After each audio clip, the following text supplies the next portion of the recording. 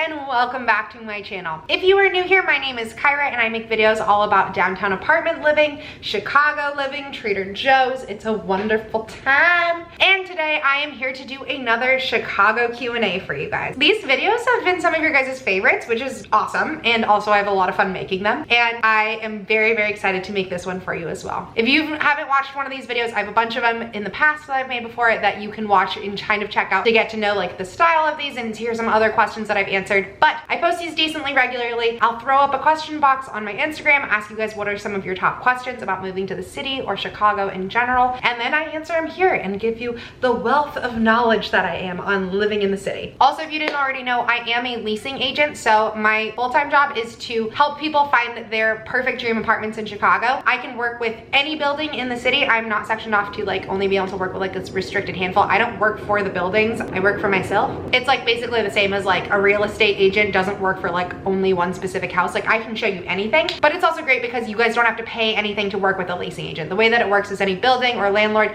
they pay leasing agents for bringing in the tenants for them and you guys have to pay nothing. So it's kind of a win-win situation because I feel like I get to help people and look at beautiful apartments and help them make the decision that works best for them. But I don't have to be salesy because it doesn't matter to me which building they pick. I just get to help somebody. It's a lot of fun. Love it. Work with me. Let me help you find an apartment. Okay, let's jump into it. Well, I guess I answered one question right there. Someone said, how many buildings are you in partnership with? All of them. I'm not like in partnership with them. I can show you anything. And so like there's that. But the second part of this person's question is it only a specific region of Chicago? No. So like legally, I could rent to somebody anywhere in Illinois, but I think it's also really important to know what your strong suits are and like only do what you know. And I really know like the downtown Chicago area. So I know everything from like Uptown to South Loop, Streeterville to Logan Square is kind of my realm. Anything within there I'm able to help with. If you are looking for an apartment that's not in those areas, you can still reach out to me. I won't be the agent to specifically help you, but I can find an agent who does know like the suburbs or like Evanston or like these other places better than I do. But like you don't want me to help you there because I don't know it and I just would not be able to be the best person to help you. Does that make sense? All right, this person asked, any area of free or cheap parking in downtown? That's gonna be tough. So like downtown, there's so little street parking. Like there's so few street parking. Like you really cannot bank on that at all. And any apartment building, I get this question a lot of like people wanting parking to be included in their rent, and you're never gonna find that. Just because so many people don't have cars in the city, it wouldn't make sense for a building to include parking in the rent because so many people wouldn't need it. Parking in downtown is going to run you $200 to $300 a month for a parking spot. So it's definitely not cheap. If you're somebody who doesn't need a car and you're not going to be driving constantly, I really recommend not having a car and at least just testing it out. Use the public transit, take Ubers when you need to. I do that and it costs me a whole heck of a lot less than $200 to $300 a month. And that doesn't include like the parking that you would pay anytime you literally leave your apartment, or the price of a city sticker and your car payments and insurance and gas and like all of the other things that go into it. It is so much cheaper for me to just pay for my transportation. Okay. Oh, I like this question. What are typically the things you look for in a neighborhood when you go to move? That's a good question because I just changed neighborhoods this last year, and the things that were really important to me was number one, close proximity to transportation. Since I'm a leasing agent, I am all over the city all the time. So being close to transit was really, really important to me because I use it constantly. If you're somebody who you're not going a lot of places, then like that's not necessarily as important. But for me, that was huge. Second being, I'm a Trader Joe's hoe. I go to Trader Joe's every single week. I don't want to go to a different grocery store. So when I look at neighborhoods, I specifically look at if there's a Trader Joe's there. I realize that's kind of bougie. I feel like for most people, as long as there is a grocery store walking distance, that's all you really need. But for me, I needed a Trader Joe's. Some other things to keep in mind, if you are someone who has a dog and your dog needs to go on long walks or needs a dog park or something, then definitely look into those when you're moving. If you're somebody with a car and you want street parking, that's something huge to look into as well because that can save you a lot of money. And of course, like transit to work. Like a lot of people will want to live in the neighborhoods that they work in or something that has like a direct bus line or something right there. So those are the things that I would say are most important to keep in mind when you're looking at what various neighborhoods you want to live in. All right, this question, does rent get cheaper if you move at certain times of the year? Historically, yes. Typically, rent costs are lower in winter just because most people move to the city in July. When you think about it, summer is just a really busy time for people to move in general, just because think about all the people who graduated college and are getting their first jobs in the city or are leaving the city because they just graduated, vice versa. All of the residency programs, we have a lot of hospitals in Chicago. And so the residencies, I believe they all start on like July 7th or something. And so we'll have a huge influx of like med students and residents who are coming to the city to start those rotations. Summer internships for people is a huge thing, or even just like summer jobs. Like all of of the people who run like the yachts on the lake and stuff like that, those are all summer based. And so that makes a huge influx of people coming in the summer. If you are able to rent in winter, typically rent prices will be a bit better. That's when you'll usually see the better specials or just like the market rent of units going for a little bit lower. But that being said, I do want to preface this as with this last year, it's July of 2021 right now as I'm filming this. I have no idea what's going to happen this summer. Like prices might just continue to rise because they got so low during the pandemic. They might drop back down. I have no idea. So it's not really a perfect science. If it's something where you're going to be living at an Airbnb or something a couple months to save to be able to get the winter prices, it's not going to net out better. You'd be better off just doing the summer pricing. What's a good way to meet people if you don't already know anyone? So I moved to the city and I did not have a single friend in the city, and that was a very big adjustment for me. It was the first time in my life where I wasn't working a 9-to-5 job and had an office community to make friends with, or I wasn't in school and like had classmates to make friends with. I really had to figure it out on my own. So first things first is make yourself vulnerable. Let every single person you know that you're moving to Chicago and that you're looking for friends. And if anybody knows of anyone who is in the city, they'll probably connect you. And if they're friends with someone you're really good friends with, there's a good chance you're gonna like that person. So always put yourself out there, make sure other people know that you're looking for friends. And I feel like people are really open to reciprocate and help you. The other is I used Bumble BFF. That was a really, really great resource for me. And I made a ton of friends through Bumble BFF when I first moved to the city. It's how I made some of my best friends that I have today. So definitely put yourself out there on there. My suggestion on Bumble BFF though is don't do the small talk back and forth constantly. If you're interested in meeting someone, just go ahead and ask them right away and ask if they want to go meet up for coffee or for a drink or to go for a walk or something, and get to know them that way, because if you get stuck in the rut of the small talk on there, you'll never get out and do like a friend date. I have a whole video on Bumble BFF. If you're wondering, feel free to go watch it, but I highly recommend it. That was a really great way for me to make friends. Last is I hosted my first like meetup event, where it was an event for people who were in Chicago who were looking to make other friends, all came together, and it was super, super cool because I had about like 50 people there, and every single person in that room was there to make friends. And how often are you in a situation where you look around and you know every single other person in this room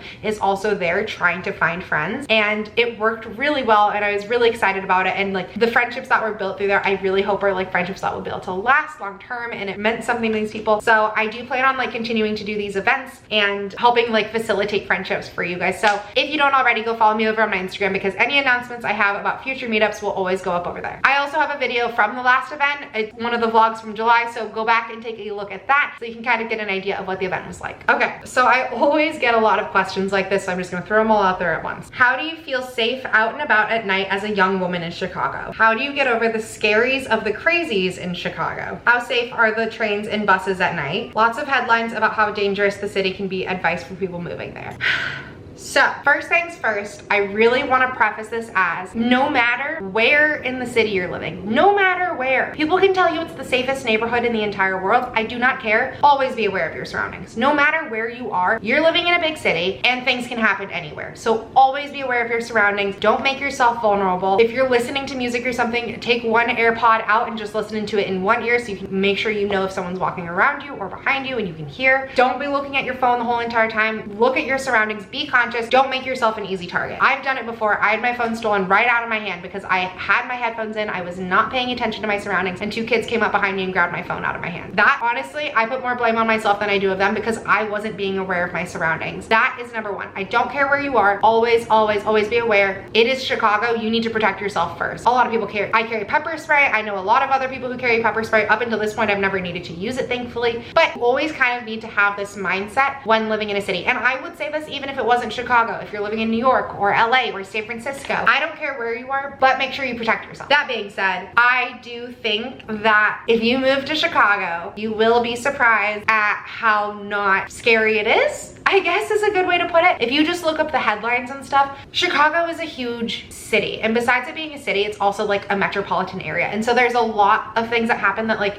the headlines could be from somewhere that is 45 minutes away from where you're living, and you might not ever run into instances like the things you're seeing on the news, but it makes it seem like because it's on the news that that's everywhere, and it's really not the case. I take the trains and buses at night. Again, I'm aware of my surroundings. I try and not be out at night on my own. I'm just typically, usually I'm not. I usually have somebody with me. me. But in the rare occasion, if I have to ride the L home by myself at night, I'll do it and I'll sit there and I won't be on my phone and I'll be aware of my surroundings and I'll make sure that somebody knows where I'm at. So that way when I get off and I can go into my apartment, I'm home, I'm good to go. Honestly, Chicago is not scary. It is like living in any other big city. You're gonna be fine. Just be careful and you'll be good to go. Also, as far as the trains and buses go, I've never honestly seen anything that crazy on the trains or buses. I've heard stories from people who have, but at the end of the day, if you're keeping to yourself and you're not jumping into a conflict with somebody else or like interfering or something, no one's gonna come up and randomly assault you. I think my overall synopsis to all of these questions is it really is so much less common than people think. Chicago is a beautiful city. It is filled with beautiful people who are kind. I've never run into anything here except for, I guess, getting my phone stolen, but like it is not nearly as bad as people think. Always be careful, but come into it with an optimistic mindset because I think you'll be really surprised. Okay, how do you find out about cool events going on around the city? Just moved here. One of my favorite resources is timeout.com. I'll just Google search and do things to do in Chicago tonight or things to do in Chicago this weekend, and this webpage has everything that's constantly going on with a little synopsis, so it makes it really easy for you to see all of the stuff happening in that moment. I would also say follow a bunch of Chicago like bloggers and influencers and stuff because we will constantly be throwing events and things at you and different things to do. I think that's a really cool part of Chicago is we have quite a like network and community here of like content creators who go to different things, and I love like bringing exposure to like different things that you guys are able to do in the city. So following different accounts also helps a lot. Choose Chicago is another big one. They post about tons of different events and things, and then also just like word of mouth. Aside from this question, one of my favorite things to tell people is like Chicago is big city, small town. Once you start to get to know people here, everybody knows everybody. As big as Chicago is, it's kind of crazy how small your networks can be and how intermingled things are. And so definitely once you're here starting to establish friends and stuff, if you just ask people, like put yourself out there and be a little bit vulnerable and say like, hey, I don't have anything going on this weekend. Does anybody have any ideas? I promise you, people will know of things this weekend and they'll invite you and you'll go and you'll have a wonderful time and then you'll be best friends for life and you'll name each other's kids after each other and it's a beautiful thing. I took that too far.